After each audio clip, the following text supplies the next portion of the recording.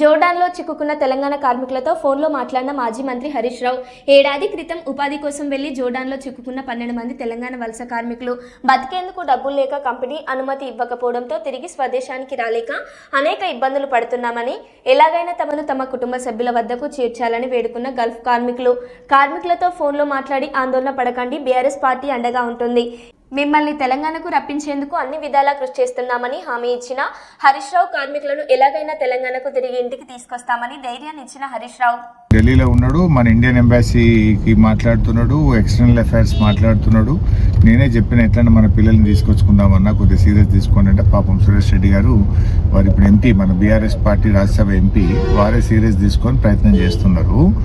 అయితే ఇప్పుడు ఆ పెనాల్టీ ఏదో వేస్తారట జనరల్గా, అది తక్కువ చేసి కొద్దిగా తక్కువ పెనాల్టీ వేసేటట్టు చేస్తే ఏదైనా కట్టి మిమ్మల్ని బయటకు తీసుకొచ్చుకుందామని ప్రయత్నం చేస్తున్నాము. ఎక్కువ నేను పర్సూ చేస్తాను, ఆ ప్రదీప్ అగర్వాల్ నంబర్ తీసుకొని కూడా మాట్లాడతాను.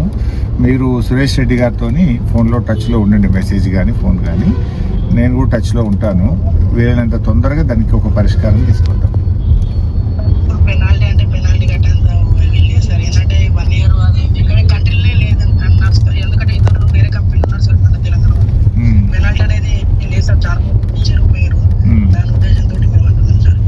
అదే మాట్లాడుతున్నాం బెట్ట, పెనాల్టీ వేయొద్దనే మాట్లాడదాం. ఒకవేళ ఏదన్నా వేసినా తప్పది అనుకుంటే మేము గట్టినా తీసుకొస్తాం. లేరా బాబు, తొందరపడకు, టెన్షన్ పడుకుంటే. మిమ్మల్ని ఎవడో బ్రోకర్ మోసం చేసిండు, బట్ అక్కడ దేశం యొక్క పద్ధతులు ఉంటాయి, తెలుసుకోండి మీరు కూడా.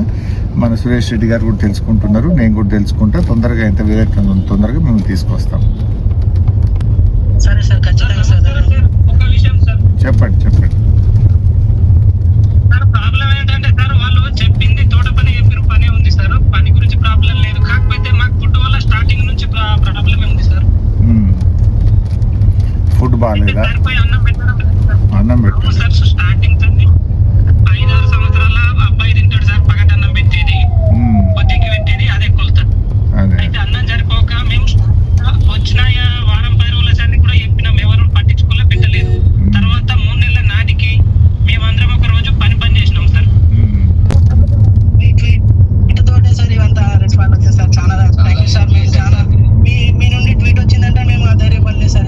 నేను వాళ్ళకు కూడా చెప్పిన నాన్న, వాళ్ళ బీజేపీ కేంద్ర మంత్రులు కిషన్ రెడ్డి, సంజయ్ కూడా ట్వీట్ ట్యాగ్ చేసిన, ఎక్స్టర్నల్ అఫైర్స్ కు ట్యాగ్ చేసిన, మన స్టేట్ గవర్నమెంట్ కు ట్యాగ్ చేసిన, ప్రయత్నం చేస్తున్నా, అన్ని రకాలుగా ప్రయత్నం చేస్తున్నా బాబు. మీ భరోసాతోటి సార్ ఇంత ధైర్యంగా ఉన్నాం సార్. చాలా ధన్యవాదాలు సార్. తప్పకుండా బాబు, కాపాడుకుంటాం బెట, తొందరగా మిమ్మల్ని తీసుకొస్తాం.